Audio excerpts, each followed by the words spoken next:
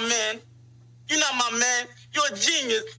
And we are live. What's good, people? We are back again, another week and another iteration of the Who's Man series of the Not Your Man's podcast, platform, movement, whatever you want to call it.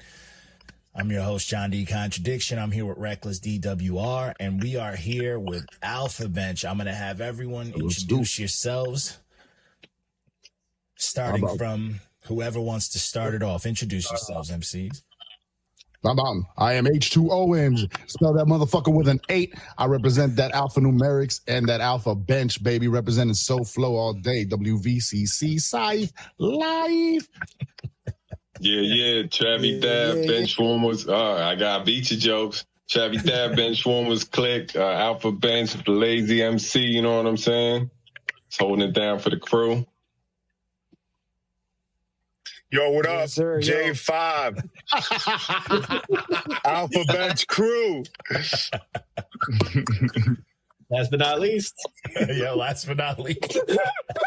You've been worded the whole time. Yo, my niggas, my family, what's up, y'all? Yo, Joker Wild, Bench, Alpha. You know how we do. We all connect. This is the puzzle piece right here, live and direct. How y'all living, yo? What's up? Woo, woo. Hey. What's good, y'all? What's good, man? So this the cookout episode, man. We out here. Yes, sir. We out here hanging out, man. It's good to hang out with actual, like, real hip hoppers and chop it up with, cats who've been in the game, who know the game, who've seen it, who've seen all the different levels from back in the day till now. You know what I'm saying? And I feel like that's something that a lot of people need to understand is to call someone like, oh, you know how people like to joke about old heads this and old heads that and whatnot. It's like, no, man, you're really not going to get mad at the Jedis of this shit. You know what I'm saying? Come on, man. The old head just took home 3 Grammys and went to jail and got out and like, bitch, I ran that shit. Yeah.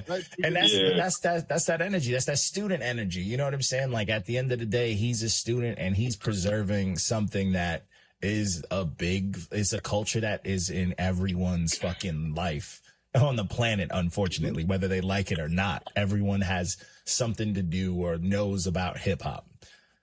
So it's good to see people who preserve it, who fucking care about it, who care about it enough to talk some shit, who care about it enough to try to keep it a certain way, who try to even move things forward. You know what I'm saying? Like, that's all part of the game. So it's dope to be around individuals who appreciate the culture and students of the game like myself and like Reckless. You know what I'm saying? So and salute to you guys, man, for bringing on real MCs on your shows, man. We've been loving your interviews this month, man. Thank you so much for the love you've been showing the South Florida MCs, to the whole South Florida movement. Real recognizes real, man. And I know when I saw how you guys critique albums, right? You know, I've been working with Not Your Man's now for the past 3 years, John D, and seeing you guys, how brutal you guys are. And even on my personal music, you guys don't cut it. You don't cut any corners. You don't freaking play favorites. You don't sugarcoat shit. You just say how it is. This is how we liked it. This is how we didn't like it. This is how we felt about it. And you're always real honest, man. And when I saw, these guys give honest opinions, I couldn't wait to send you all the music from the people that I roll with, the people that I represent, and you guys seem to be feeling what we got cooking down here, man. So salute to you guys. Much appreciated. Yeah, much appreciated. I mean, I rock with the movement, man. I will say, for the years we've been doing this, whenever we, interview with certain people from, different areas and whatnot, one of the things I used to always ask was just like, yo, how is the scene and, where you're from and whatnot? And there's not a lot of people that put on for their whole, you know what I'm saying? Not a lot of areas that really represent their area like that. Like, I'm from New York. I say it all the time because I'm mad about it, but New York all of a sudden turned drill. And it's like, bro, that's UK shit. Like, New York's not drill. Brooklyn's not drill. Like, why is that a thing now? And then there's places like the upstate boys, there's the ones we know, like the Griselda boys and all them, Riggs and, the Cloth. And then you got the underground cats, the Utica cats with like Anthony Cannon and all that shit. So it's good to see other areas actually still have a unity amongst each other, because you guys are on everybody's, you guys are always featured, and you know what I'm saying, sprinkled amongst each other. You guys work together, and it's starting to win me over big time. You know what I'm saying? Like, I'm like, I got fun with it. Yeah, man. Straight up and down, though, I just want to say in that regard, that's for a big part of that is my man H, yo. He's been putting on for the scene down here for years. So once he got a little understanding about the internet and what, he started taking off, and he just keeps doing it for the scene, yo. So he's always been pushing the scene, even before, he was able to find these channels all over the globe and whatnot. So, big shouts to him. When I was still on my Motorola, I was just bothering people, like coming up to people. Like, yo, have you heard this yet? Yo, have you heard this yet? And now throwing shows and everything. The scene's been tight out here, man, since I got into the scene out here late 90s, 98, 99. We met, me and Jay worked together at a telemarketing office where the whole MC community of South Florida went through there, man. And that was 15-minute breaks, go outside, smoke a blunt and freestyle. Lunch break, go outside, smoke a blunt, freestyle. Again, late 15-minute break, go outside, smoke a blunt, freestyle. We're out of work, go outside, smoke a blunt, freestyle. Big ass cypher in the parking lot. And it was all sharpening skills. And then years later, we formed a group called Alphanumerics. And when we started doing the circuit, performing, because we're 3 counties that are real close together. Dade County, right, which is, everybody knows Dade County, Miami, UM and stuff. Then there's Broward County, the county above us, right, which is a little bit more posh and nice than Dade County. And then there's Palm Beach County, which is super posh and fucking, the further north you get, the richer it gets and stuff. And we went over the country. But once you get out West Palm, then traffic dies and everybody looks at you like you don't belong here, boy. But it turns into the real South. But we went over to Broward to perform one time at this joint called Art of Expression, right, which is what we talk about on the album, on the Low Magnetics album, and we were on the bill with some dudes called the Benchwarmers Clique, and this girl named Melodic, and we're like, oh, you know how it is, man. You're an MC, you get booked, you see the flyer, you're like, oh, the Benchwarmers Clique, Melodic. Sounds like the name of the MCs that we're gonna kill. Right? We're like, these guys are gonna fucking eat our dust and stuff. And we went out there, and Melodic ended up being a fantastic, dope female MC, raw as hell. And the benches freaking Too Tall Jones over here, freaking Travesty and Joker Wild. You guys can't see them because they look the same size in those little boxes. But Travesty stands at about 7'5", and Joker Wild's all of 3'5" and stuff. So it looks like Master Blaster. It looks like Groot. It looks like Groot and freaking Rocket Raccoon, dog. On stage whenever they perform, dog. I'll be doing it. Be sitting on my shoulder.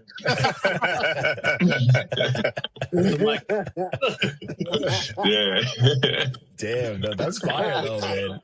That's like a long. So this is like the alphabet. Like this project was something that was like a long time coming. It was like something that you knew had to happen. Pretty much. Since that first show, we saw each other rocking with it. Like, oh man, they're just like us, man. And ever since that, we just started building, jumping on each other's songs and stuff.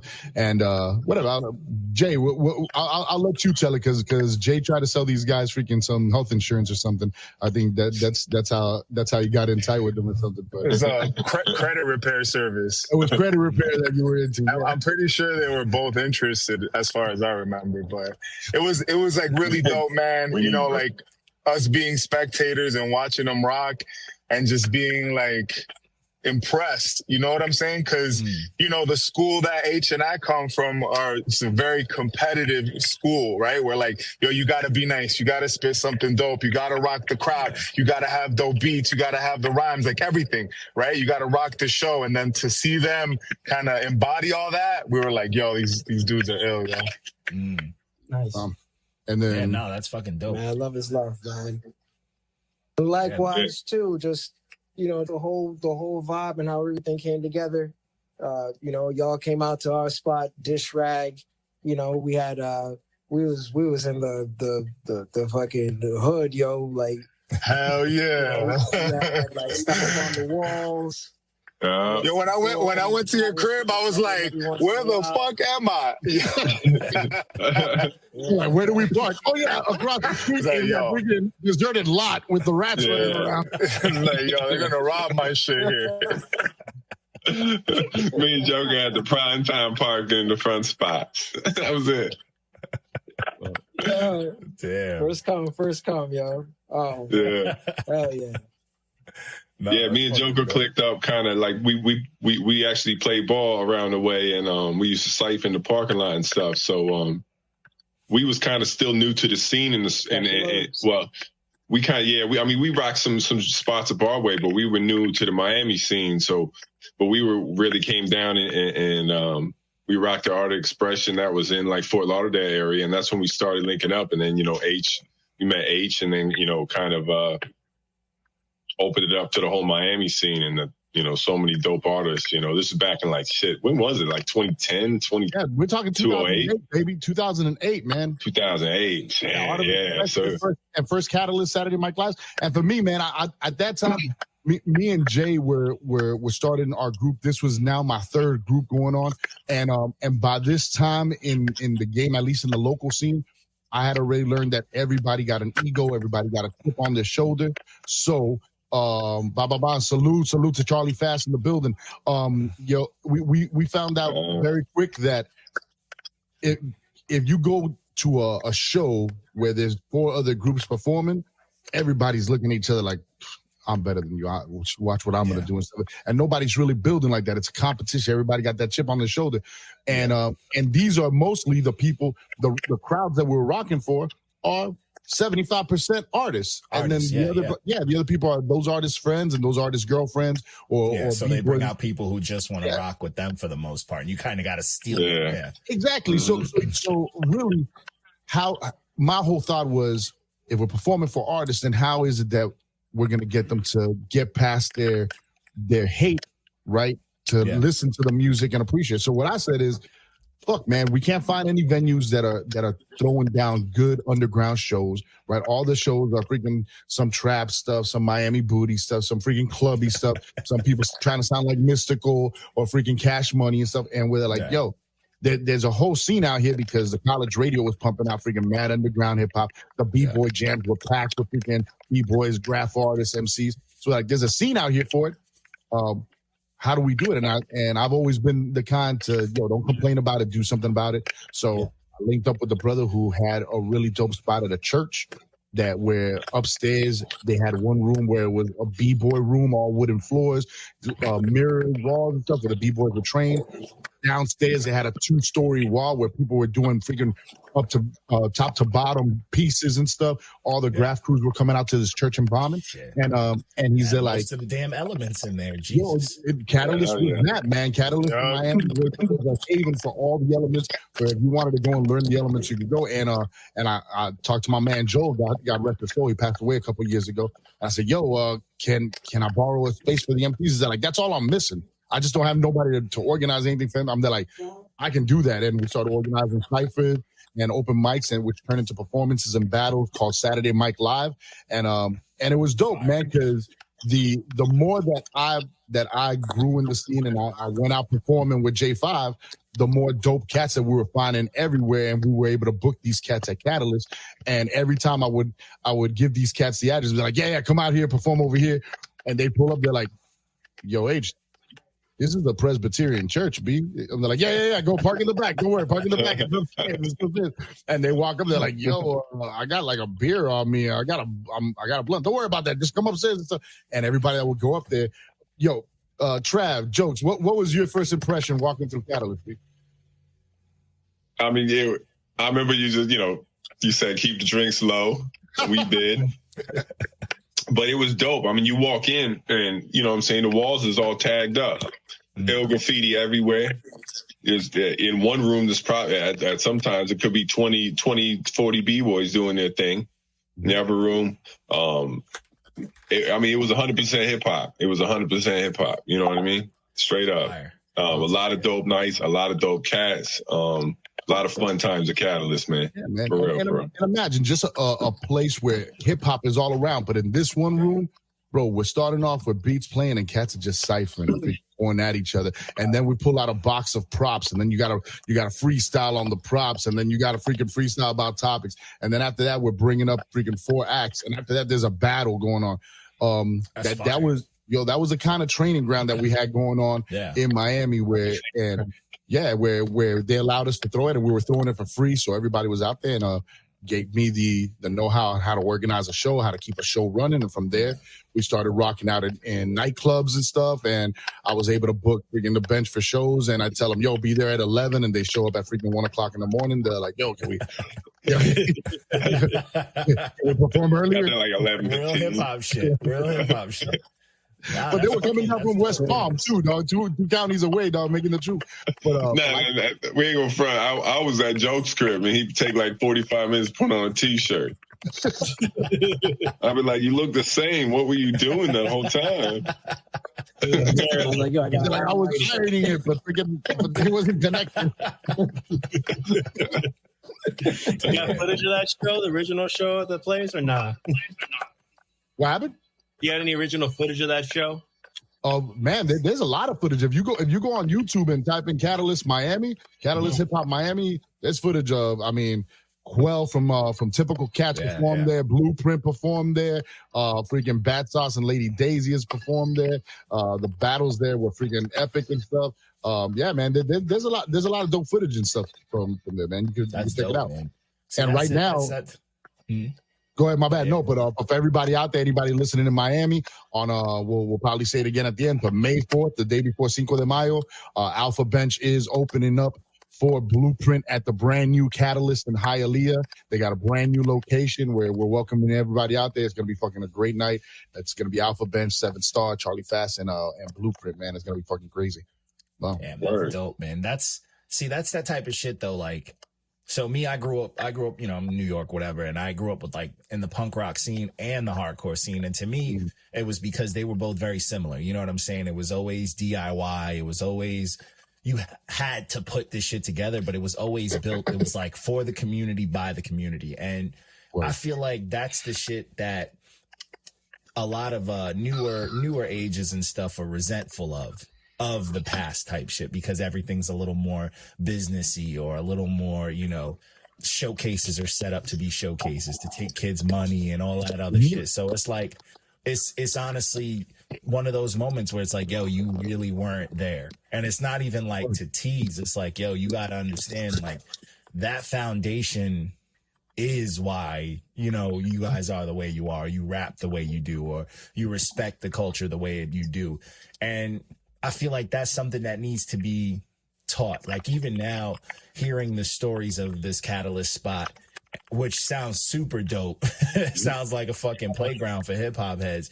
I feel like even something like that, like you guys experienced an era, and I feel like just a few YouTube videos doesn't give it justice. Like, this shit needs like a documentary. You know what I'm saying? Like, this shit needs interviews. It needs the full experience, which a lot of other genres usually put in that extra work for stuff like that. You know what I'm saying? And that's the stuff that like hip hop always needed, was those little extra pushes, those little, that captured those smaller moments. Cause like, again, me being a hardcore fan too, like a, hardcore punk fan, that's the one thing that's kept punk, always kept it like classic, always kept it in homes, and always kept it like underground. But all the kids always know all about it is because they had those documentaries. They had those books, like, you know what I'm saying? They have like the American Hardcore book, or the Decline of the Western Civilization documentary series. You got all of those. Like, I'm sitting next to a bunch of old DVDs that I have of all my favorite punk stuff, and I'm like, yo, hip hop all I have from those are like Smack DVDs, you know what I'm saying, from my era, the old Smack DVDs and whatnot. But it's like, Charlie Fast, you're watching, you're listening. I know I can freaking smell the smoke coming out of Charlie Fast's ears right now as he thinks about the freaking documentary he's gonna freaking put together for this. Because I feel like that's necessary. You know what I'm saying? Like that, like, and I get it. YouTube will have something for a quick fix, but I feel like people don't put together real culture, like, because you know we all know how documentaries will make you sit your ass down and focus for 3 hours straight. You don't even blink, and it's like for when it comes to music, it's so vast, it's so worldwide, and there's so many eras of music and changes that like I could watch a documentary on just one artist, let alone one era. You know what I'm saying? So it's like I feel like shit like this, you got all these stories, the videos and all that. Like that's the perfect opportunity. You know what I'm saying? Oh, wow. Yeah, what's one of the dopest? You guys seen the what is it? Hip hop. It's on Netflix. Hip hop evolution. That Chaz does. The one Nas was on. No, they had like Nas. No, they take it like through all the eras. You haven't seen it, Trav? Hip Hop Evolution that all the different areas that it's done by that dude in Canada, Chaz. I think I saw a couple of them. It's like the second episode. Damn, I might have. He raps too. Yeah, because he rhymes. Yeah. He goes. I saw a few of those. With like the first one's just like an overview, but then he goes into the South and stuff and interviewing freaking Luke and freaking 2 Live Crew and interviewing. Yeah, that's huge. That's like huge. Yeah, man, the movement in Houston and stuff, right? And all the little pockets and stuff. And he goes and really well done documentary, especially the ones where he goes into the underground. And I think that's definitely something, especially with the attention that Miami and South Florida underground hip hop's been getting as of late. I think that's definitely a dope idea. It's a good resurgence too. It's a good time to bring it back. Because like I remember the last good hip hop documentary I watched was one, I forgot the name, but it was about like back in the day where like Ice Cube got his style from and like all those LA rappers got their styles from, and they were like, yo, this is why Ice Cube used to rap like this. You're talking about started life. Huh? This is the Good Life Cafe. Yes, Good Life Cafe. There we go. That was a good fucking documentary. Good Life Cafe is actually what I modeled Saturday Mike Live after. That's what this reminded me of, like something like that. And it's like, yo, we need that. Like that's shit that you pass on. That shit that that's to reignite a new set of backpackers and like really get. Because like that's what these kids they go out, they get they do the drugs, they do all the stupid shit because they don't have that real community. They go out to these shows, they just feel alone even though they all are doing the same shit. It's weird. You know what I'm saying? So that shit is depressing. They don't have that there's no real experience. It's like, oh, if I want to be cool, I just got to rap, but I don't have to be friends with nobody. I don't have to learn how to do this shit. I just got to do it, put a little money towards it, and I get my views, and that takes away all the fun of it. That takes away the experience of it. You know what I'm saying? But I like right now, I'm definitely prepped to go watch some Catalyst videos. I'm a fan of vintage shit. I like them old, them 240p quality videos and shit like that. I'm trying to watch that. You know what I'm saying? That's my type of shit. I hit you with some links, brother. Wow. Yeah. I'm super interested. So speaking of that, and obviously you gave us the history of it all. What was it like putting together Low Magnetics? That was the process. Oh man, that shit was fun. That's more than anything, man. That shit was a blast. You could hear it on the album. Sounded like it, man. I remember fucking going through it. That shit got mad reach on our Facebook. Word. Yeah. Word. So on our, that's what people forget. When I started the page, it was like I started on Facebook was the home base, and then I branched it into everything. It was part of my 5-year plan, and I forget that like Facebook, like our numbers are there. I just don't use Facebook anymore. I lost my personal Facebook. It got deleted and all that shit. So I just don't. I don't look at it too much. It's just my home base. So I just let things set and go. But that shit hit like 43K. That shit crazy like a reach.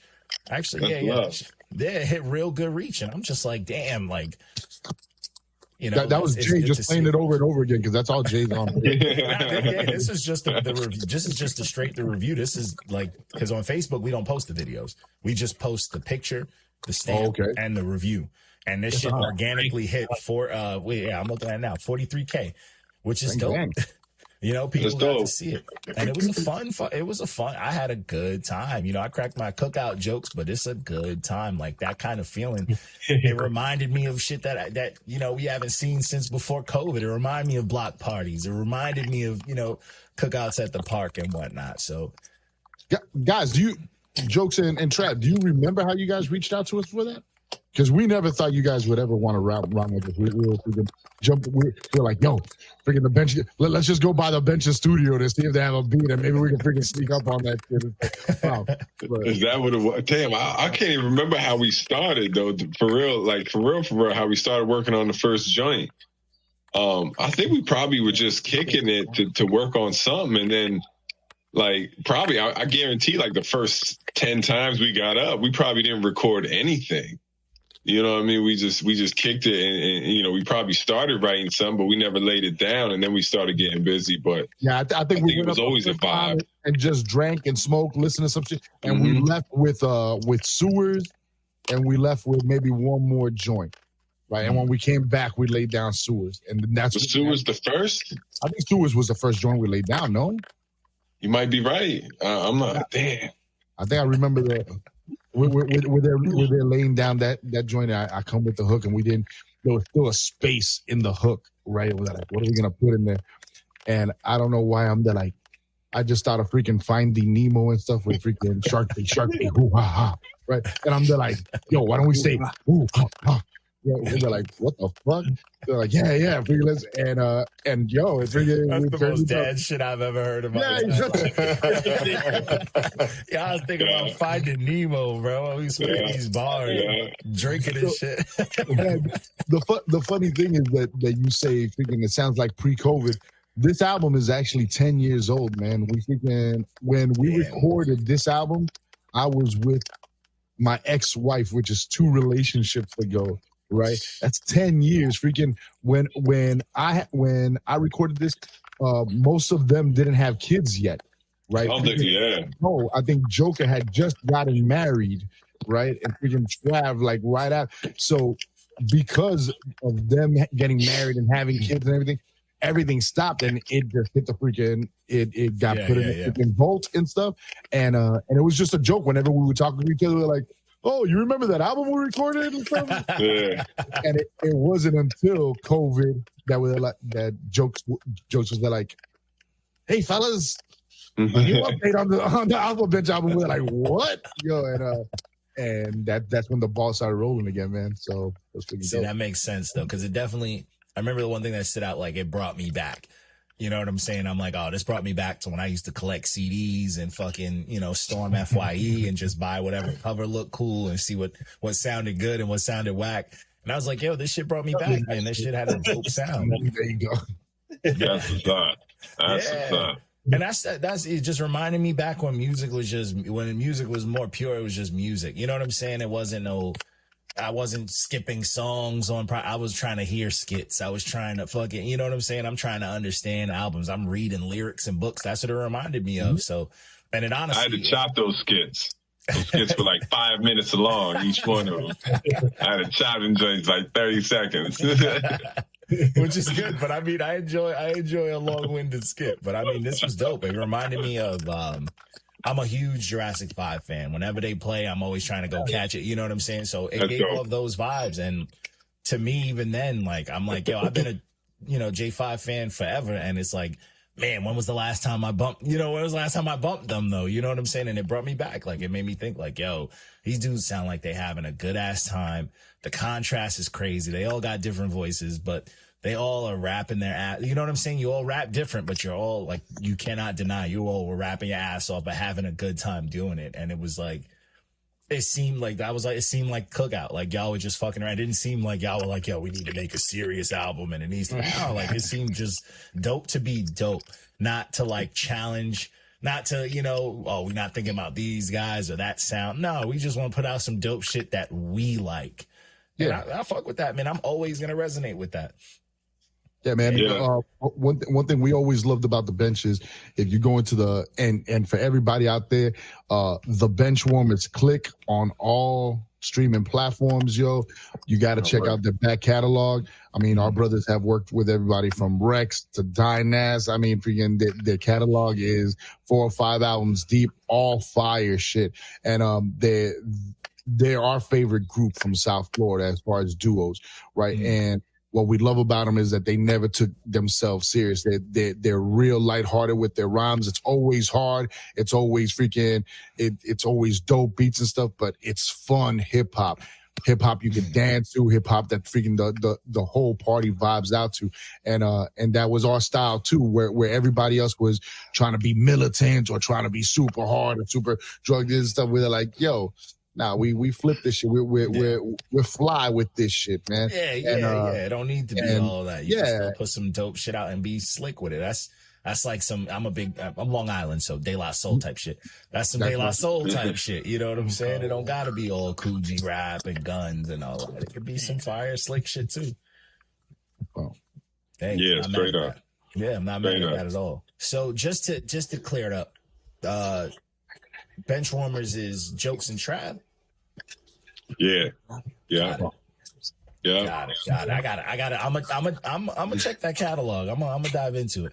Oh man, you're gonna love it. So, again, I'm telling you, man. Everybody that I bring y'all guys' way, and anybody that you see Pro Pressure stamp on, man, I'm only gonna be showing you guys the pressures that we got here. This man went into a whole other universe, yo. Yeah, where'd he go? Are you in the crib? Went to a club real quick. He about to go find Blade, bro. Well, he's got 11 kids, so he might be having him. That might be in the back wilding. Their back catalog is fantastic. We got our album up on SoundCloud, so we got to put it up on our Bandcamp. We got to come out with an alphanumeric page. But when we were about to start rolling out music for real, my man got it in his head that he wanted to be a fucking engineer and became a fucking millionaire and freaking moved up to the fucking Hamptons and shit. And freaking, now that he's really nice and set, he's like, hey guys, I'll send you guys some verses. He hangs out with us every now and then. He comes out every now and then. Ain't nothing wrong with that. No. Honestly, J5 is freaking. J5 is the brains of the outfit. My man is fucking a mega brain and a freaking MMA black belt world champion. Jiu-jitsu world champion. Freaking on some real shit and one of the baddest motherfuckers on the mic that I've ever shared the mic with, man. You don't see him freaking saying too much now because he still doesn't know if his mic works or not, but yeah. He don't mean right now. We good though. Nah, that's heat though, man. That's I want to say J5 built this fridge. He did. Right now. I will always be thankful for you, J5, for this fridge. Yeah. For y'all that don't know, that's where Joker writes all his rhyme. Straight up. That's 100. That's how he writes some cold rhymes. He hangs out in the freezer. He opens the freezer and puts his notebook right there on top of the fucking vegetables. Hey, wait, bro, you still got jokes. You got ice trays? Are those ice trays? They don't have ice trays, bro. No, that's not the refrigerator that J5 made. J5's refrigerator freaking brings out a hand that gives you ice cubes in your mouth, yo. Robotic arm. Oh man, I'm gonna get you an ice maker, yo. You don't need that. In fact, he got the manual version, man. Don't worry about that. Hell yeah. Don't worry about You that. can fill those with all kinds of juices. Yeah, in fact.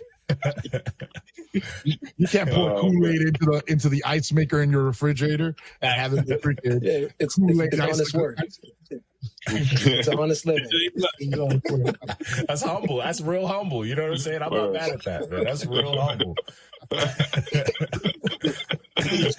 That scares me, bro. Like my kid's 7, man. If I ever have a day where I pull out an ice tray and he's like looking at it strange or like sniffing or something, bro, I'm gonna be like, society failed. But yeah, straight up. Like, what are we doing? At Joke's crib, you got a 2 cube minimum, you know. That's it. Or a 2 cube maximum, my bad. That's it. That's it. Yeah, maximum. You gotta refill them afterwards. Every 8 hours, you get with 2 cubes. Use them how you want. Rules is rules, yo. You gotta abide by the rules. It's adherence. That's all. Simple adherence.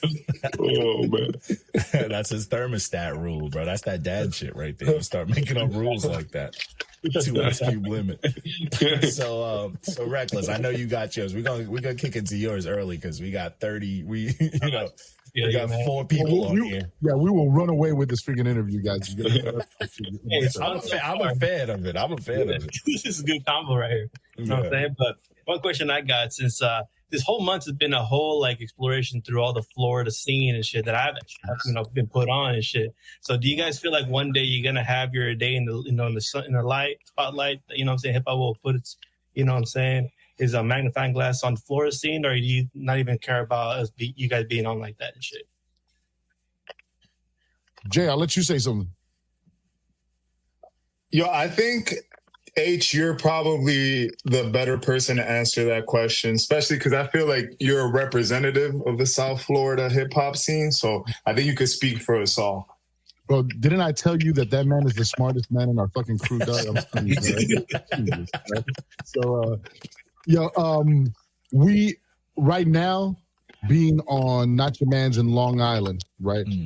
And also Gilroy. That's where Reckless is at. Bay Area. So and in the Bay Area. This is our moment in the spotlight when we're getting folks interviewed by Cut Supreme in Long Island, when we're getting them interviewed by freaking Kawan J Media down in Dallas and Spitfire Hip Hop in Houston, when we get them interviewed by freaking our boy Sack out in San Diego and stuff.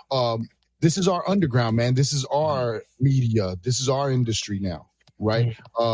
Whether you guys see yourselves as a Sway in the Morning or not, right? You're part of this underground, right? Of this independent hip hop market that we have, right? And we are that, right? We're not trying to kiss anybody's ass to go freaking to the next level. I'm freaking sucking Puff Daddy's dick to get anywhere. No weirdo shit. Yeah.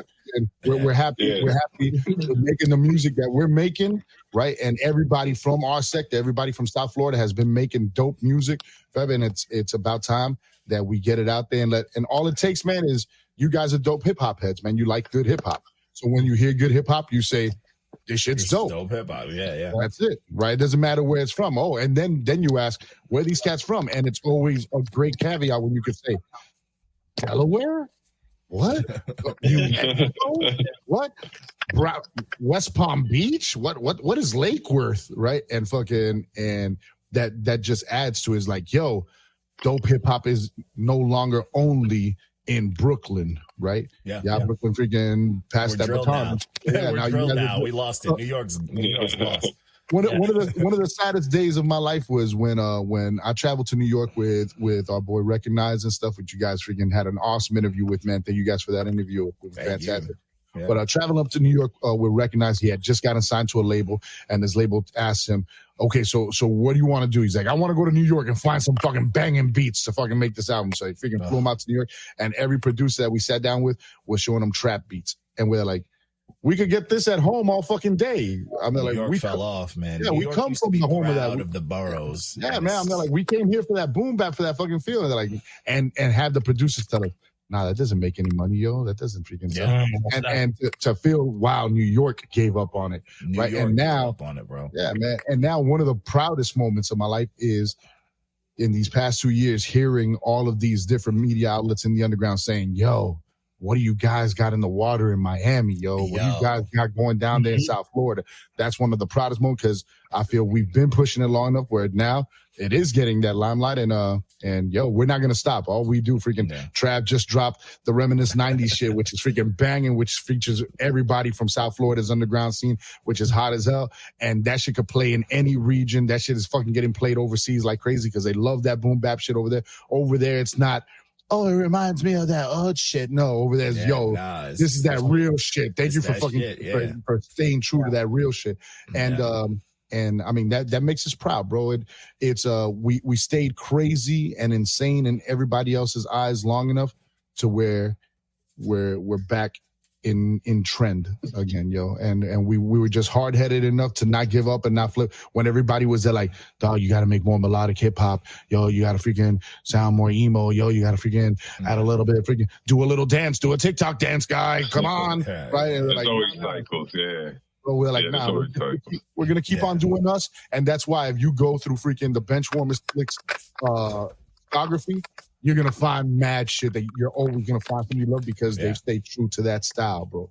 Right? When I mean, you that shit is it's super dope, man. I mean, you know, when I first heard, you know, when you sent me Shoddy way back, I was like, bro, this is fucking insane. I'm like, who is this dude? And then, like, when I heard Mowgli, I'm like, bro, they got motherfuckers who sound like they love Dipset out in Miami. This is crazy. You know what I'm saying? I'm like, Mowgli sounds crazy.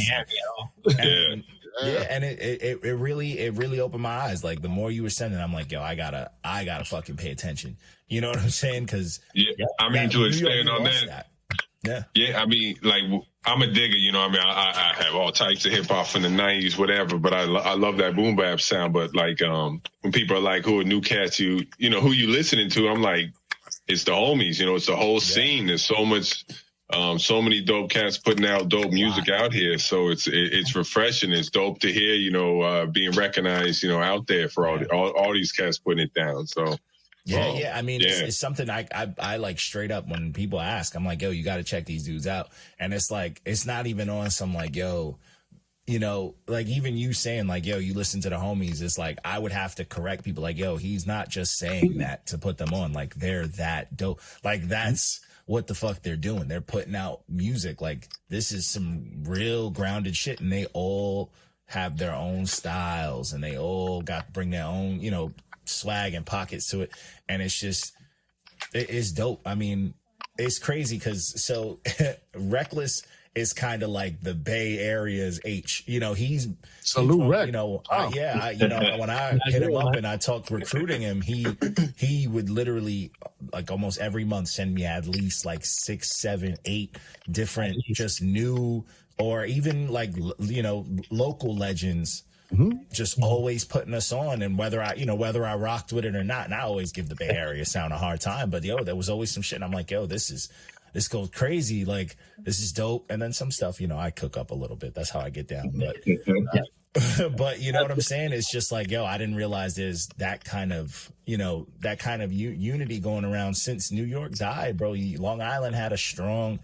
When I started this page, I wanted to put Long Island on, and I ended up blackballing myself because motherfuckers couldn't handle red stamps. And I'm like, just because you're from Long Island, I'm not going to keep it fair, you know? Like, I'm not going to give you, you know, brownie points. Like, you're going to get cooked up if you put out some garbage. So it ended up getting me kind of blackballed, but it's like, it is what it is. Now John D can't perform in his own town because of the region. I'm telling you, you know what I'm saying? Like, I can still get some shows and shit, but people, they whisper, you know what I'm saying? They're not going to say nothing to me. I'm fucking 6'3". I'm almost 300 pounds. I'm a big guy. I train my I do 3 classes with MMA back to back. I do my classes and shit, you know, but like, you know, no one's going to say, they don't say nothing to me. They just hide from me. And it's like, yo, I didn't put this together to, you know, shit on people or anything like that. But it's like, yo, we got to hold this culture and this sport up to a certain standard at some point. And you know what I'm saying? When we do that is when we get people like the J. Coles, like the JIDs, like the Earth Gangs, like the Mick Jenkinses, like the freaking Saba's crew, freaking them boys are nice. What is it? Oh my god, I can't believe I forgot. Pivot Gang, freaking fantastic. Gang, yep. Who are these? Nice. Who are these kids from the Bay, man? An artist put me on to freaking this young ass squad from the Bay Area. I forgot what was it. Huh? SOB. Is it SOB? They run around with freaking Raiders jerseys, I think. Don McKell and all them other. I forgot the. I know you're talking about though. Man. Is it 2 of them? No. It's a group. It's like a little squad out there. I forgot what their name was, man. But they were on some young fucking shit, man. Yo, and if you're a plug for performances out there, man, I need to talk to you, Reckless and stuff. Anybody who's got anybody who's got performance plugs anywhere, that's what we're about. now that Miami and South Florida is getting this going, what we're trying to do is make sure we get our connects in every little city so that, whenever we want a vacation out there, make sure we get a freaking show in, a podcast interview, something wherever we're at to make sure that our time is well spent anywhere we go, man. And yeah, brother, freaking thank you for freaking holding up hip hop out there in San Diego, in the Bay Area, and making sure it's shared, because that's what we got to do, man. We in every major city there's a pocket of hip hop like ours, right? And we just got to get connected into theirs, because there's hip hop listeners and hip hop heads and all those, and we got to spread this music through it, because we are the underground, bro. And and it's like it's about time. I feel like now, because the way the music is going, and obviously the way the mainstream is, it's more pop, it's more scientifically catchy driven, towards those algorithms and whatnot. I feel like now is the perfect time for the underground to really kind of make its stamp, but like on ownership. You know what I'm saying? Like make moves, but like own their movements. Like not like, I hate to say it, but like not like some of the pioneers who kind of sold off our culture to labels, and we kind of lost track of it. Like we need that ownership where it's not like a bullshit label, like a real grounded, actual independent labels or independent venues, and like, that kind of ownership to the culture. Gentlemen, what do you think, Joker and Trav? Because you guys were using Bandcamp before it became popular. I remember you guys putting out Adventures in 16-bit on Bandcamp, and I think you had an album before that on Bandcamp, right? I think 8-bits might have been the first one, but I could be wrong. It might have been the first one. Bob. Oh, that was Jokes. How'd you find it, yo? You found that, yo. 8-bits was the first. I mean, we had mixtapes that we put out before that, but that was just like our own, like local, just it like, was that Piff, right? that Piff, yo. The anticipated EP. Right. The anticipated, yes. I mean, those were just things that we put out, just through ourselves and just fortunately through our fam, and we always had like H and Lex, just our fam around us that would always support, if we put together like any sort of event, Jasper, Dirty Work, Right. But 8-bits was like the first, I feel like our first like official that we had like, properly mixed and mastered. Like, shout out to George Massa, Spitzel, Llama Bench. Salute to fucking George Spitzel. With him ever since, but yeah. But you guys put that out on Bandcamp. What was that? 2010, 2011? Adventures in 8-bit? It was around there. Might have been 2012, 2010. Bandcamp's been around for a minute. My first release is on there, and that was in 2014. You see, so all that time from 2012 to now 2024, where we're seeing the eminent end of Bandcamp and how they're doing their structure. Right, but luckily we got freaking what's this new player that Coast Contra's on, and that freaking just showed that Dizzy Wright just made freaking mad money selling what are they called, Even? Yeah, I don't know what that is. Yeah, it's a new site called Even that it's freaking directed. Yeah, even.biz. It's got a lot of new shit on it. So what I'm saying is that we are at a moment in hip hop where the independent artists can make more money than freaking most artists. I mean, the only thing is that on a label, you're pushing thousands and thousands of units, so freaking definitely is. But on a label, you were getting paid $1, $2 off of every CD that they sold, right? Yeah. Through the streaming, you're getting paid. If you had a good deal. Yeah, right. If you had a good deal. Through the streaming, now you're getting paid freaking pennies on the freaking dollar.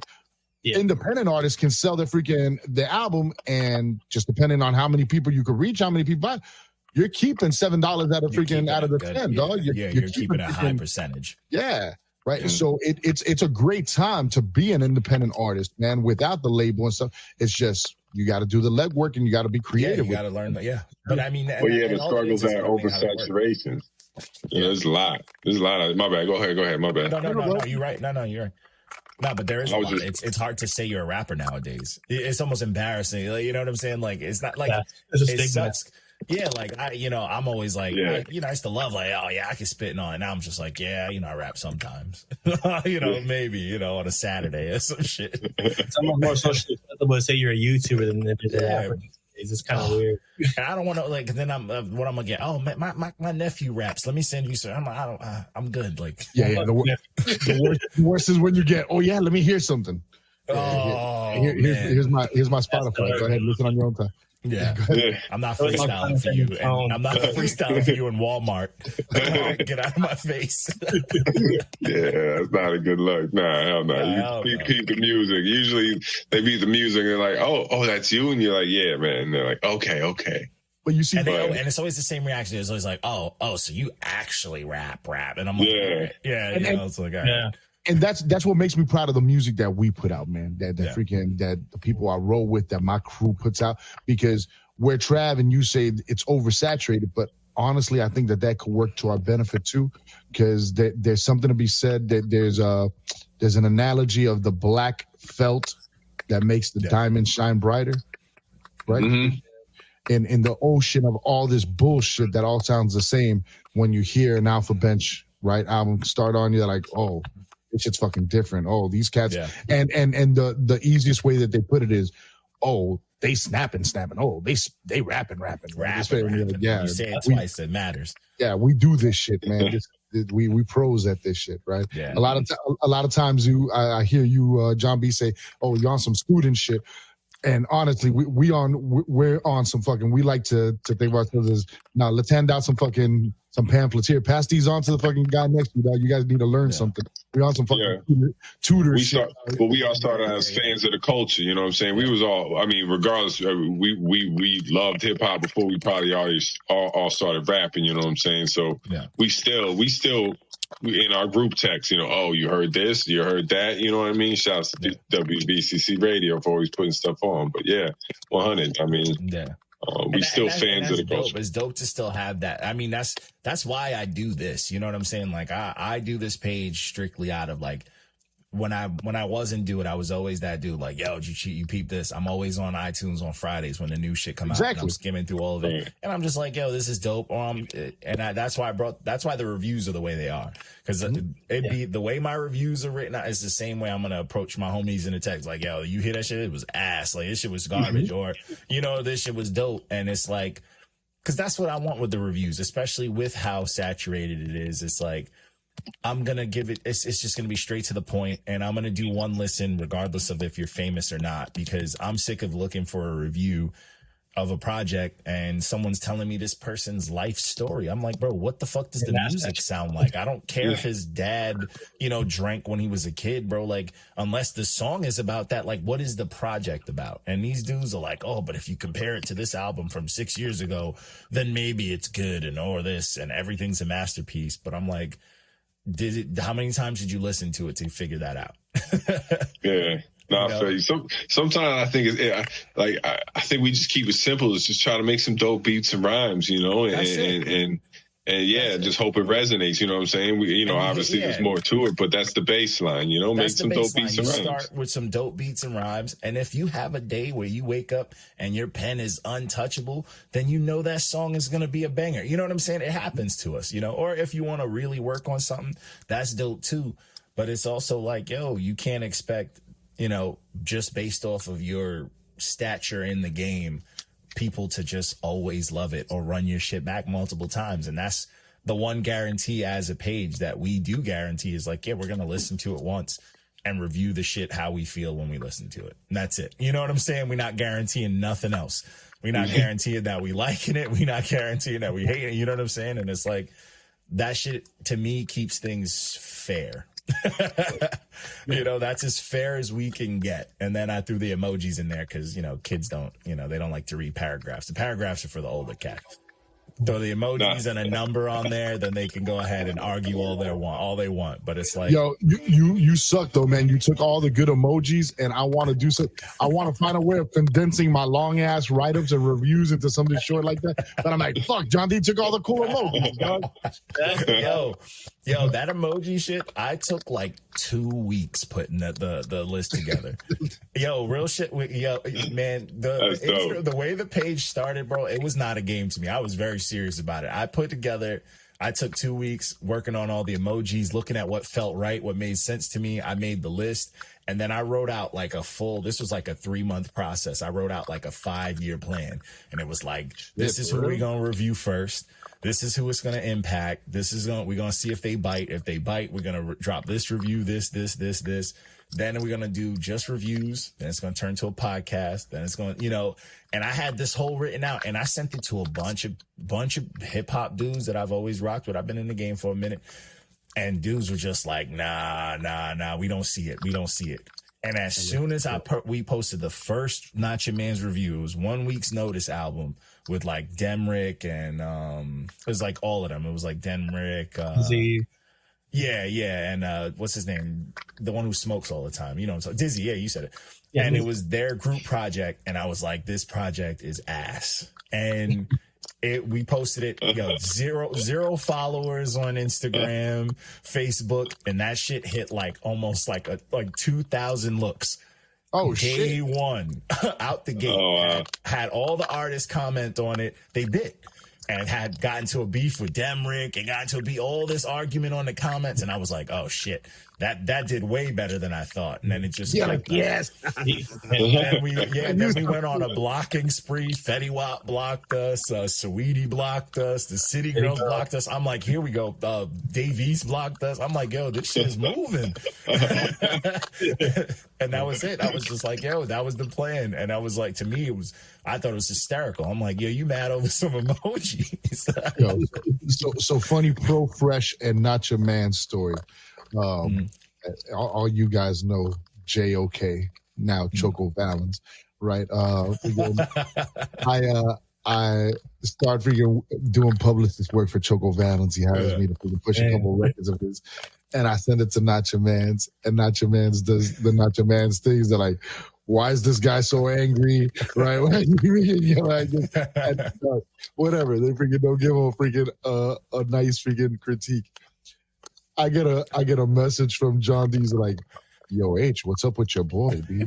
And they're like, why? What happened? He's like, he was wildin', bro. Man, Choco Valens is in all our DMs, fucking making death threats and fucking doing yo, fuck y'all. You guys don't know shit about it. Oh, man. You guys are where you fucking.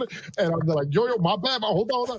And I did up Choco. I'm like, yo, Choco, you gotta calm down, B. These are connected. It was the song. It was funny. It was the song was called Rage. Yeah, the song was called Rage. I'll never forget that song. Yeah, he was mad. And it was like, I gave some valid points of what I wasn't feeling and all this, and he was mad. I'm like, bro, come on. Like, you gonna get that mad, bro? Like, not everybody's gonna love your music. Like, if you're gonna get into the game, you gotta have a little more composure than that. Bro, because of that, I have a clause in my contract, and I said that to my clients that like, you will not reach out to any of these the Not Your Man's clause. Let me reach out to the platform for you and smooth it out. Please do not reply to any of these guys and fucking the Not Your Man's clause. Yeah, you can't do that. Yo, and it's crazy because like he went to war with people, and we have like a solid fan base of people who like kind of are with the shits. They love the fuckery. So they was coming at, and it just turns into a war. I got like 60 notifications. I'm like, bro, this is out of control, man. Yeah. And then I remember that. Man. And then the flip side is when you start giving freaking the Alpha Bench fucking great remarks, when you start giving freaking a Lone Wolf great remarks, the John Apocalypse great remarks and stuff, and all my clients, I always hear the same things. They're like, yo, H, they liked our album better than yours, B. Right? You see, I was the one. I had to take I guess John D's freaking recipe worked again. He's like, we dissed the first one from their community, and then he'll bring the rest. But that's what shows. That's the fun of the page. You know, it shows that like, yo, anything can happen. Like it might not even be your music's fault. Like I could have had a flat tire in the morning. I'm like, yo, I'm red stamping everybody today. You know what I'm saying? Right. We gotta catch you on a good day, kid. So write them first. Hey, how was your day, John D? Oh, great. Here's some music. Yeah, send it. But what's good though, one thing I do appreciate, we do have a lot of, you know, and one of the main things too that I started the page for was to help out a lot of like young artists and shit, because people get scammed. You know, I've seen people get scammed by known artists and shit like that. So we've had a lot of, you know, young cats who've, you know, gotten very rough red stamps, and then they were like, nah, fuck this, we going into the lab, and they've come back and like shut us up. Like, nah, they put out some heat, and that's the point. You know, we want to see that fire. We want to, you know what I'm saying? And people don't even realize, like, the whack ones, you know, the whack ones are going to be whack, but I'm harsher on people who I know are dope. Like when someone can put together some words and I hear them get lazy, I'm gonna cook the shit out of them, because I'm like, bro, I know you could go crazy. You know what I'm saying? And it's like, that's what you want. We want that music that's gonna stick, because like I stream the shit. Like, man, that Crowbars has been on my playlist since I dropped the review, and it's like I stream the shit out of music. I listen to music all day, but you know, when I play video games, I go to the gym and shit like that, walk my dog, I'm always listening to music. You know what I'm saying? So it's like, yo, I'll be streaming, like when I rock with stuff, I stream the shit out of it. And our playlist too, like I bump the shit out of the Not Your Man's playlist that we put everybody on. So it's like, you know, that the music. Tomorrow, while you're walking your dog, while you're freaking going to the gym, while you're going to work, I'm gonna check out that. You gotta bump that freaking travesty. Reminisce 90s shit. I'm gonna do the reminisce. I got it right on my list for tomorrow. So I'm gonna do how many joints you have out on Spotify now, Trev? Damn, I know we got Box Cutter. I know we got 8 Bits. No, but I mean off the reminisce. 4. 4. I got 4 off Reminisce. It's on Spotify now, or like any of the joints, any of the platforms. Everything else I think comes out in like 2 weeks. The joint with Mowgli's on there. It's called freaking Criminal Raps on there with Mowgli. The new joint Basement is going around everywhere right now. You guys can check that out if you're in Bandcamp followers. But go to Bandcamp, man, because once again, it's some bullshit to talk about an industry that raped our culture, that made all the money off our culture and left it to die, right? And we say all this shit about this industry, but when there's an ability to pay artists directly, you guys are slow stepping, and you rather freaking pay another industry or freaking send anything else. And you promote like the flashy bullshit. Like people promote Spotify just because it's some corny ass recap, and Spotify is a dying app, but it's also the worst out of all of them. Oh, bomb. At least fuck with Tidal. That's paying the artist a little bit more, right? Reckless rocks with Tidal. That's reckless. Day one. Yeah, I'm an Apple Music guy because I'm an iPhone guy. But like I got all the other ones just for the, you know, off the strength of having them. But like, yeah, it's like, you know, like if you really take this shit serious, like why are we following just because like the people who can afford to have those million streams and get an endorsement after a $2,000 check? Why are we sticking with Spotify because they posted a recap, you know, I'm gonna stream. I'll stream because they access, you know what I'm saying? But I'm still copying. Like I'm going to Bandcamp. I'm copying your joint. I'm copying. I'm still getting the project. You know what I mean? That's just because of ease. Sometimes I get in the car and there's not even a CD player. People look at me like I'm crazy. My car's always got CD players. I always be buying up CDs and shit. So you see, just like Reckless, just like Trav, there's people out there that still collect. And Reckless, just so you know, Trav is dropping the Reminisce 90 shit on cassette CDs. Shout out to Magna Records. I collect CDs, vinyls, cassettes, all that shit. Nice. I like rock with cassettes. I got a little cassette player that I rock with. I got a bunch of rare cassettes, you know. That's dope. Word. Hopefully, end of the month, I'll have them out. Mad Good Records, big shouts. There you go. Yeah, Mad Good Records is bringing the tape game from South Florida, man. They're making us look great, and once again, just giving physical products so that real heads like us could say, "Bam, if ever this fucking system falls down and we can't freaking and we can't stream anymore, I still got my fucking favorite fucking Travis." It's gonna come back. I really do think it's gonna come back in a major way because it sounds better on CDs. Always, the quality is always better. You're gonna get your money if you're an artist more on a CD than you would on all streaming. You know what I'm saying? So yeah, no question. It's dope to see what they do with vinyl, like the craziness that the vinyl now. I mean, you know what I'm saying? So it's dope to see. I hope it keeps pushing. Yeah. I like vinyl. I hate that it's always hard to find like the right like company to actually hook you up, because sometimes they'll try to rob the shit out of you. Oh, $80 one vinyl. It's like, all right. No, I know though, so you know what I'm saying. I'll hook you guys up if you want to get that vinyl shit going on. So I might need that, man, because this year I'm planning on dropping something. Oh, we'll talk about two things. We'll talk after about that though. No, that's what's up. But all right, so another question I got for y'all is one of my favorite questions. It's like a lot of y'all, so it's gonna probably get long when one of them already left. So, your top 5 favorite rappers. God, man, I think he was like sending out emails while we were all talking to something. Joke was there freaking replying to text. Oh, yeah, I'm going to be editing like crazy, bro. I thought he was making ice. Oh, I didn't cut the laugh. Oh, shit, that's wild. Yeah, go ahead, top 5 favorite rappers of all time. Whoever wants to go first, let's have at it. Who's going? Just go. You raise your hand first. You raise your hand first. You. Oh shit, me. Oh man. My top 5. That's wild. I'd probably say Rakim, Biggie. Island. Yeah. Yeah. Word up. Biggie, Ghost, Guru, and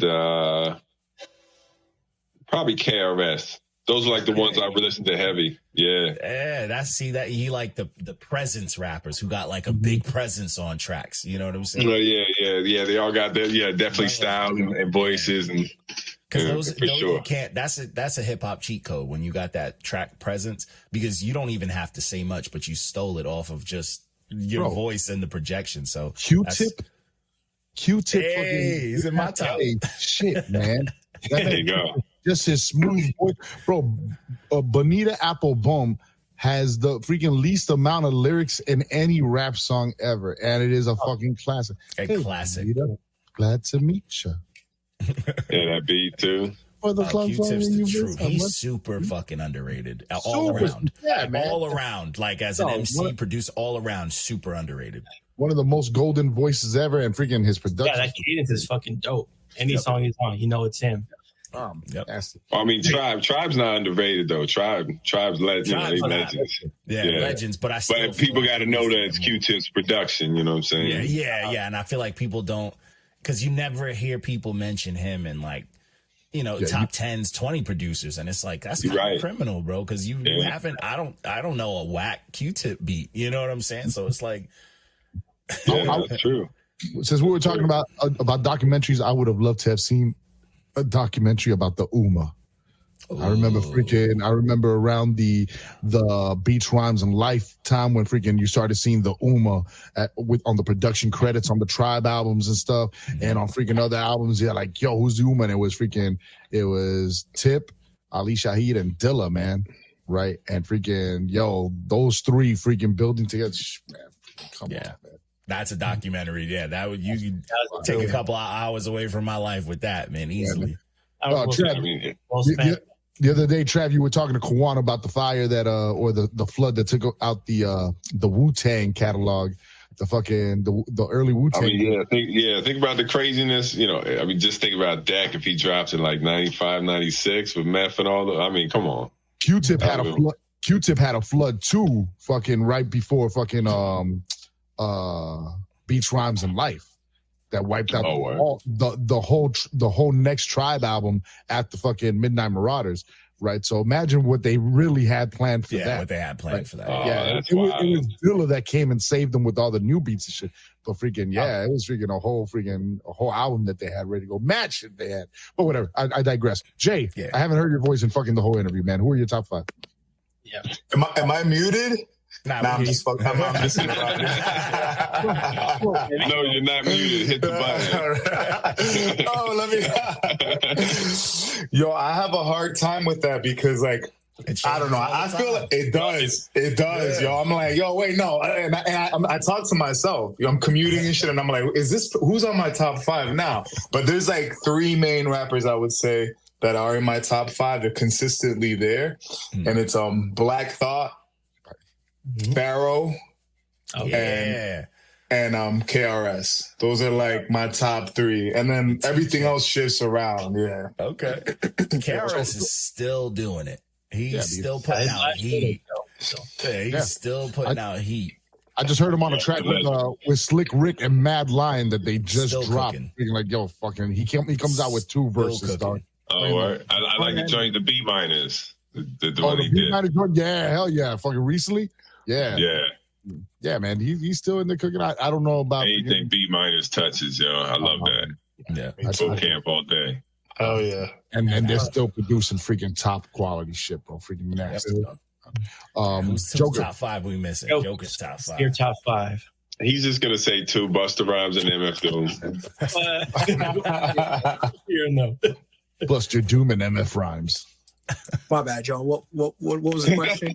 top 5 MCs of all time. Oh man. Oh, top 5. Yo, Trav probably already named them. Yeah, definitely gonna say Busta Rhymes. Day Zero, MF Doom for sure. Yo, Trav, did you already name them? I said something different. Redman for sure. Hell yeah. You know what I mean? Like, oh Lord. Those are gonna be my main, because those are the ones that like I'm like listening back for and studying anything. Like, you know, I mean, some of the newer stuff, you know, I might not, you know, be like too hard on, like the new Busta Rhymes, but yeah, definitely any of the personas that Doom had, you know, any of them joints I'll throw on and just go into like a whole nother zone.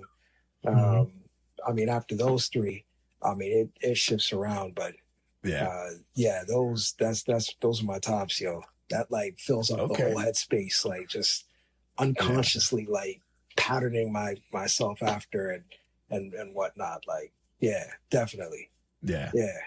We gotta have those artists that when you're like, yo, I don't know what to listen to, this is what I put on. You know what I'm saying? And that's usually. I'm gonna add Madonna up in there too. Madonna's probably kind of high up there. I see the influence. I hear the influence in your rhymes.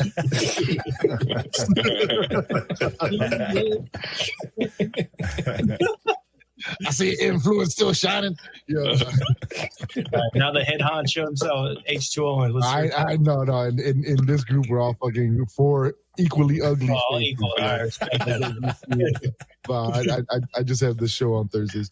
But my top 5 really freaking it's an original top 5 and then the new top 5 of the new era and stuff. But my top 5 will always be A1PHAB Rock.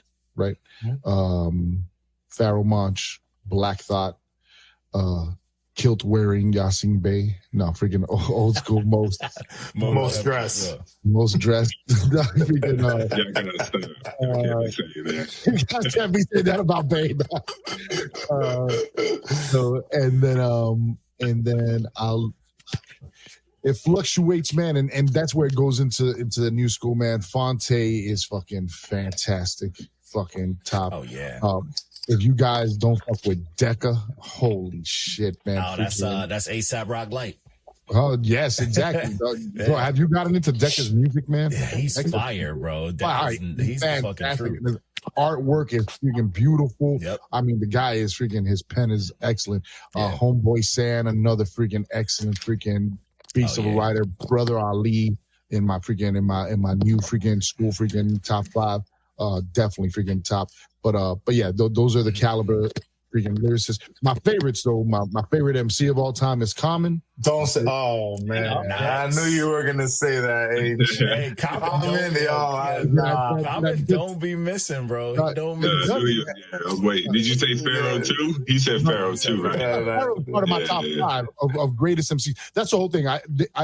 You could have, I think, a top 5 of greatest MCs that you respect, freaking, and then you could have a favorite MC and a favorite group, right? Yeah, and my favorite MC is not on my top 5. I don't think Common is worthy of that top 5 spot, even though he's rocked for freaking forever, and I've been with all of his freaking albums. I've grown with them all.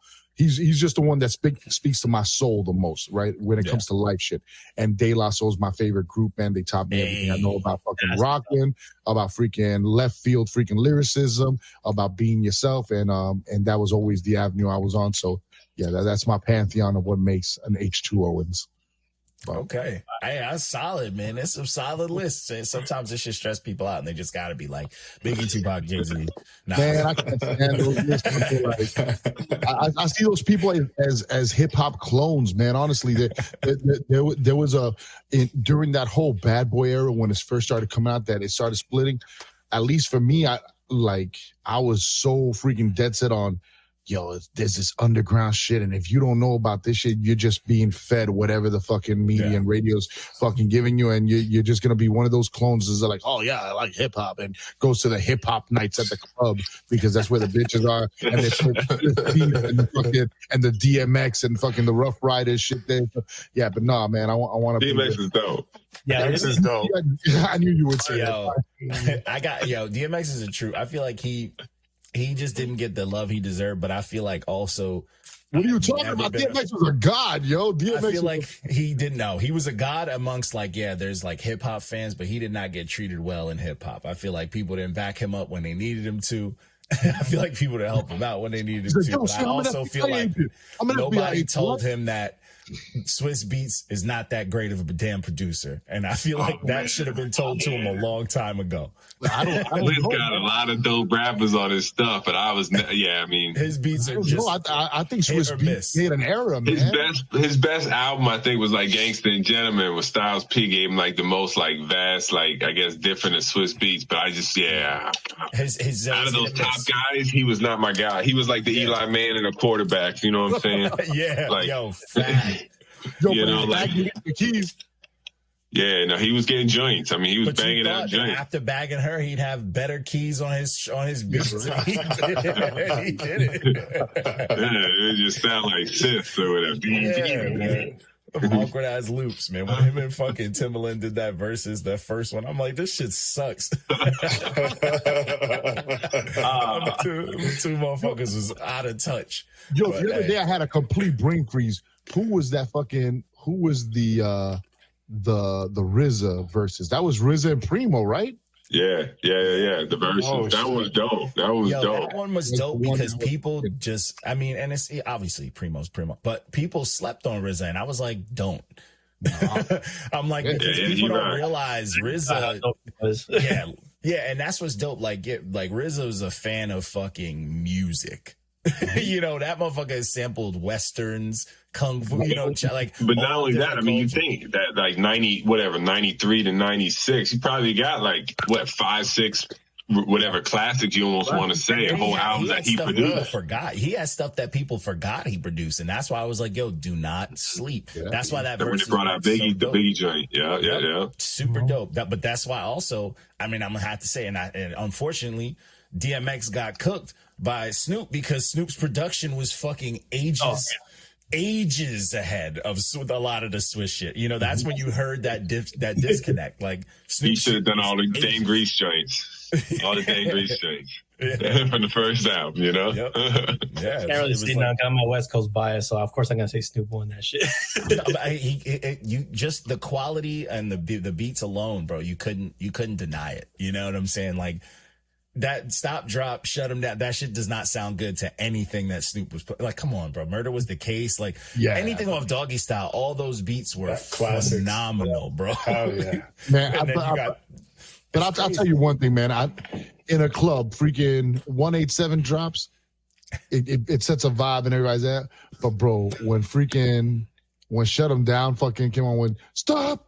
Yeah. Oh, it's an anthem, but it's because of the energy that was layered on top. But you listen to that beat now on its own, it's like, bro, it needs that energy. Oh no, definitely. At that, I mean, it sounds like a little Casio piano, but at that time, the fucking club would fucking erupt on that. Yeah, shit, yeah. bro. You can't beat that energy. I mean, that's why DMX is that's what his energy is unmatched. You know what I'm saying? Besides like a Busta Rhymes or Speaking about DMX, we were performing this past Saturday, and after the performance and stuff, we were kicking it outside, and we were with our good friends, fucking Vio Nero and her boyfriend Sal. Vio Nero's a freaking fantastic vocalist MC from out here, female vocalist MC, and they were shrooming and stuff, and we were freaking having fun and shit, and we were talking about the end of the world or something, and I'm there like, bro.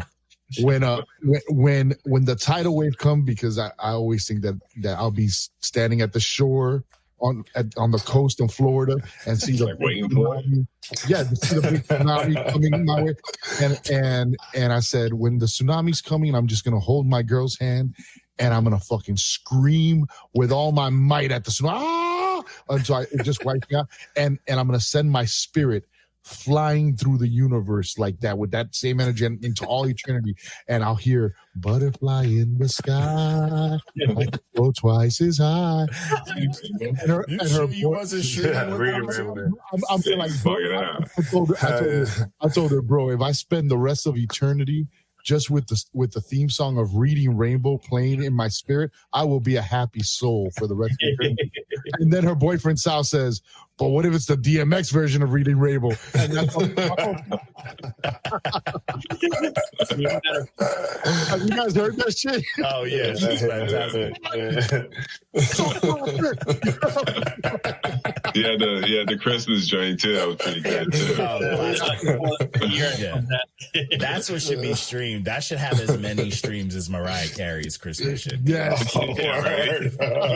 That should be up there. Hip Hop fans, we doing a disservice by not streaming that. 10 years from now, watch, it's not gonna be Mariah Carey anymore. It's gonna be the DMX Rudolph specials.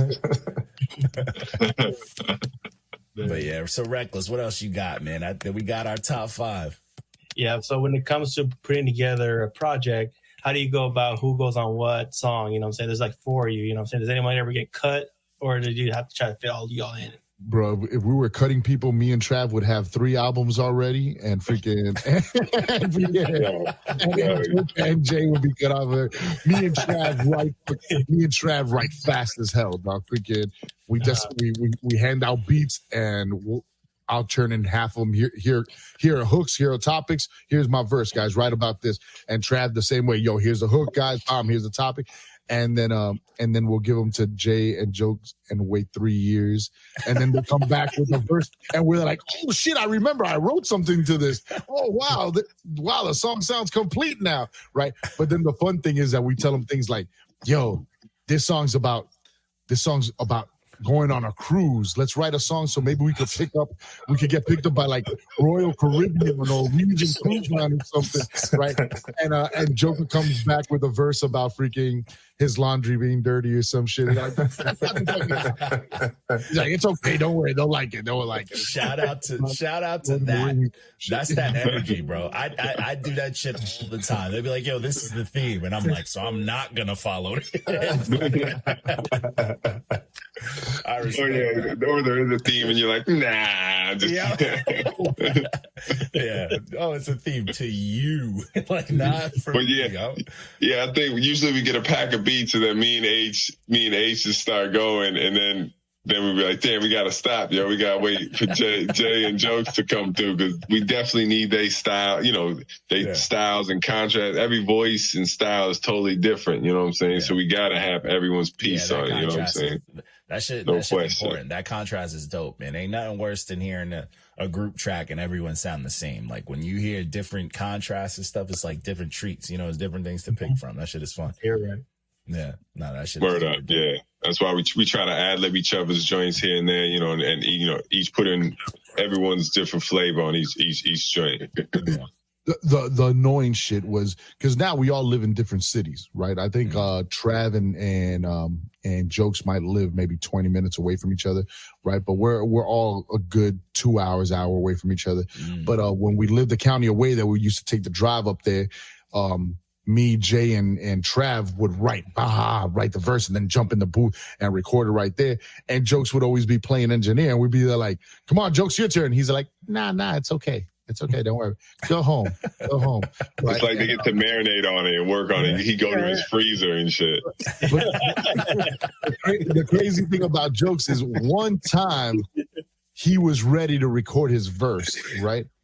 And witnessing a Joker Wild recording is the weirdest shit in the world. Right? Because he doesn't record.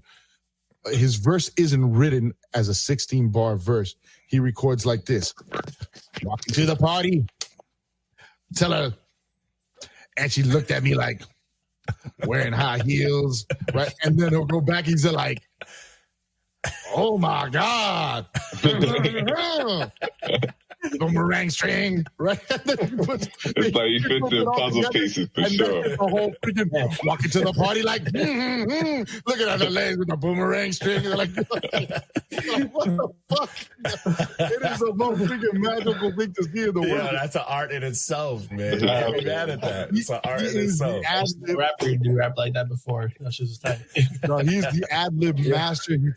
He makes his shit sound funky. He's like freaking Busta Rhymes and Spliff Star all combined into one person, dog. That's fire. I record that in the place. What is it? Oh, yeah, that's fire. Nah, I love that, man. See, this is the type of stuff, man. Y'all got this is documentary footage. This documentary footage. Right Recording a whole session, and that'll be a fun part of the documentary. I'll be clipping all day on YouTube. Hey, I feel like hip hoppers need to do that more, man. All them old, metal bands and stuff I used to rock with and stuff, they used to do that. They'd always have like the double-sided CD and it'd have like some in-studio footage, and it was just always cool to see them messing. We're gonna have the enhanced joints that would come out. Yeah. And it's just fun for like, you know what I'm saying? That's fun for like viewers and shit. That's what strange enough, but that's what like OnlyFans was before porn stars took over. Really? OnlyFans was made for it was made from Twitter for like artists and stuff to like have exclusive stuff and connect with their fans. Oh shit! Like OnlyFans. Yeah, that's wild. It was for like exclusives or like unreleased tracks, and they could put like their own price on stuff. Whether it's like, oh, I got this unreleased track, it could be $100, it could be $5, but it's like, yo, my fans can subscribe for whatever a month and check in on me, and I could post like behind the scenes footage on tour and backstage shit. That's what it was created for. Wow. And then porn stars were like, oh, this shit's and then one girl was like, well, you ain't mind. How about if I sing it to you with my shirt off? Yeah. They saw because it was made by Twitter. They saw that it was unregulated. Like, Twitter's a free for all. You go, it's the Wild West. So they were like, hey, money and this freedom, fuck it, porn. And now that shit changed. It changed the whole game, and it's like there's still some artists on there that can't tell people they got OnlyFans. You can't be like I was there when it started, because people gonna be like, one of y'all want to bring it back. Take it back, right? That's what all the porn stars do. We taking it back. We taking OnlyFans back. But, who was it that ended up buying MySpace? I heard, was it Justin Timberlake or somebody? I don't know. MySpace. Yeah, MySpace. I heard recently that was it recently? Because strangely, I tried to go on there to just snap some old pictures, because I don't got no old pictures of myself, but I saw that it looked a little bit different. Yeah, it looks updated and stuff. You just can't access any of the old music files and stuff, right? If you go, it'll show like, yo, Jay, I went freaking looking at the alphanumerics page, and freaking Acid Rain Dance is still there, and all the freaking old days. And I'll be like, I wish I could hear some of this shit. You can't play it. But I heard some. I think it was Justin Timberlake who bought it. And then freaking didn't do anything with it and stuff, just left it like that stuff. Damn shit. Yeah, I'm gonna learn how to play the harmonica with my ass and open an OnlyFans page. There you go. And that's for your team. Jeez. Yeah, don't disrespect the harmonica, man. Me and my family, we play a little harmonica, man. We got a little, yeah, we practice. Don't think I age practice. I don't want to be. Don't see that rehearsal, yo. And at our next live show. No. Facts. You are correct. Justin Timberlake did purchase it for $35 million on February 11th, 2016. Bang, bang. Yeah, he must have written that off. He sold it to Time Inc. now, though. He sold it to Time Inc. for $87 million. The Time? What's crazy is that was yeah, that's a come up. Oh, yeah. And Time Inc. is owned by the Chinese now. Wow. Probably. They just collecting data, yo. They taking all I was just about to say, what's the point for selling that much? It's because it's got fucking all the data, yo. Yeah, it's got our origin stories on there. Our lives, our photos, yeah, right. All our first sparkly gifts. You remember when you used to put the gifts with the sparkle on your page? Yo, that's bro, I'd have to get my homies or whoever were the shorties would come over and they put all the code or whatever to make my page look cool. And then I'd be like, damn, how am I gonna change it, yo? She don't talk to me no more. She don't talk to me no more. You're stuck in that page forever. That's the only reason I talked to that girl, to teach me how to make my MySpace page. Yeah, to make my shit pretty. Oh man. All right, so Reckless, what else you got? We closing out with our final questions. For y'all. So, what do you guys hope to people get from your music? What's the main message you hope people get from listening to your music? Okay, Jay, go. Yo, I never thought about that. You know what I'm saying? When we were making the music, we were just having a good time. And we just wanted to make something dope. And as an MC, I always try to do something that I feel that people who appreciate the craft are going to like. So that's who I had in mind. And I usually think about those people when I'm building something or creating. First, I think about myself. I'm like, yo, what do I think is dope? What satisfies me? And then as an afterthought, I'm like, oh, well, I hope these people like it. You know what I'm saying? Usually my peers or friends, you know what I'm saying? So I never really thought about what kind of impact it's going to have on the general public or, who's going to like it or not.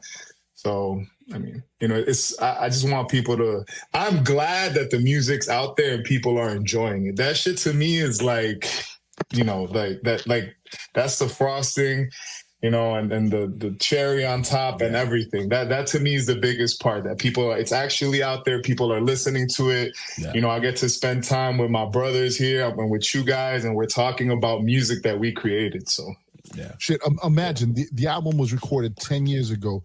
One of the cuts that wasn't even supposed to make the album, that we just threw it on the album as a bonus cut, the R-Type. 10 years later, gets freaking somehow sent to DJ Premier and DJ Clips, and DJ Premier is cutting the album on Shade 45, cutting that single, and he's cutting J5's freaking verse, the beginning of J5, and it's fucking Primo cutting Jay's verse, and Jay had been giving up on rap. Jay was Jay's an engineer. He's like a real engineer. Yeah. This man makes fucking flying robots and shit, and Primo is cutting his shit, and he's like, dog, I can't believe that shit, dog. I thought that shit was dead in the water, dog. I thought that fucking that album would never see the light of day, and it's out there and it's getting a great reception, man. It's fucking fantastic. Freaking, what's the message, or what was the takeaway you hope people take away from the album, Jokes, or from our music? Oh man, let me stand up. You still look just as short.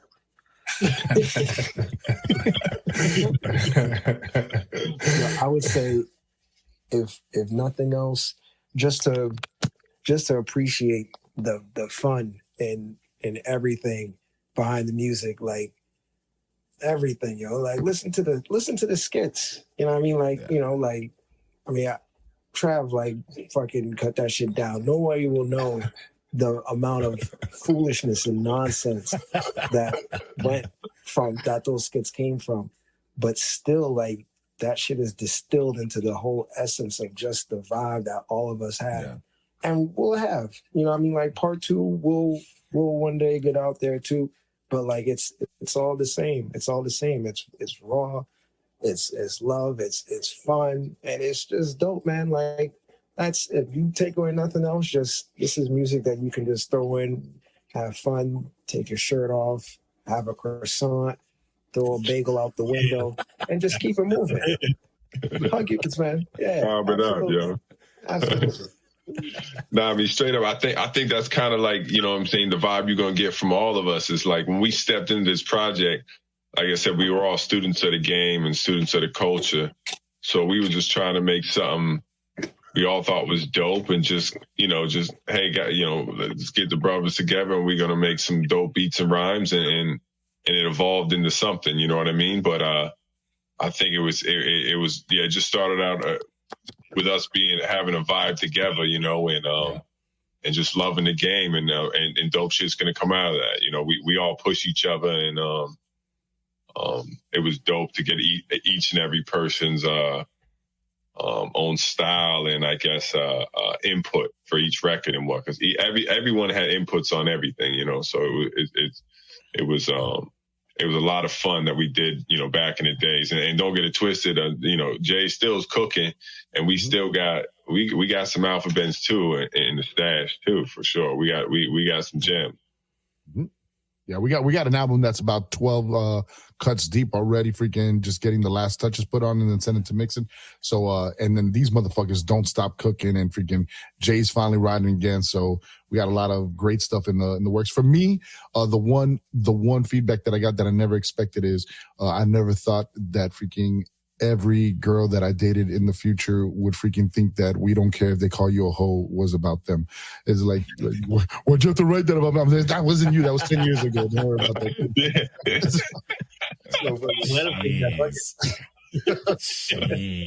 That was not about you. It's a positive song. It's about we don't care who you are. We love you the same. Our graphic designer, fucking super marketing brain, our fifth team member, Charlie Fast, that did the Alpha-BENCH album cover. He's always telling us, he's like, guys, this is not the climate to come out with that song. You're going to get canceled. You can't be out there calling women hoes nowadays. Like, no, but we're saying we don't care. You be a hoe if you want. Freedom for everybody. Yeah, so. And H wrote the hook, so. Yeah, so I have to keep up. Yeah, yo, when we rocked that joint, we drew straws to see who was going to say the hook. Yeah, you know what I'm saying? We got kids now, yo. Nah, it's all love. That's a banger. Damn, no, that track is a good time, though. And hey, shout out to the homie who did the artwork, man. I rock with the artwork, too. Yeah, fast all around, super dope MC, artwork. I think there's nothing he doesn't do. Yeah, that's fire. Nah, that's super dope, man. Well, yo, this was super dope. Like I called it beforehand, it was the cookout interview, and I had a good ass time, man. This was super dope, chopping it up with y'all. We're gonna close it off by let everybody know, where to find y'all and what's next. You know what I'm saying? What y'all got out there and what's next. So whoever wants to take it away. Go for it. Talk to us. Trav, let them know what to find you and what you got cooking for them, brother. You can find us, Benchwarmers Click. You can find us at the Invincible Bench or the Benchwarmers Click anywhere on Bandcamp, any streaming platforms. About to drop physicals for Reminisce 90s shit. It's a new project. We got some bench stuff in the stash and some Alpha-BENCH stuff in the stash because it's family right here, So word up, we pushing. We got some shit and we're cooking, man. We got some joints coming up, but Invincible Bench on IG, yo. That's probably where the most active. Wow. Yeah, you go to the Invincible Bench and Travi will make you feel freaking horrendous about your hip hop collection. You're like, God, come on, salute. Support, you gotta support. You know what I mean? Support. I'll put my collection against your collection. Word up. That's what I'm talking about. I like-minded individuals, yeah. Jay, where do they find you for freaking judo lessons, B? You need an exhibition match with you and John D. Yo, you gotta travel. You gotta come up here to Tampa if you want to take some lessons. I might have to. Come through, yo. I'll host you. I'm down, man. All right, cool. Well, he doesn't like to be followed on freaking social medias, but you can follow us all, man. All of our shit, freaking all of our family, our whole community is on WVCC Radio on IG. You can freaking see information about everybody that's popping out here in South Florida, everybody we rock with. We are pushing Travisty's album really heavy right now. You're going to be hearing it on all the DJs freaking mixtapes and stuff. My people, Not Your Manz, is going to be doing their review on it, man. We look forward to freaking you guys accepting our $100 donation to give it a screen stamp. Slide that in there.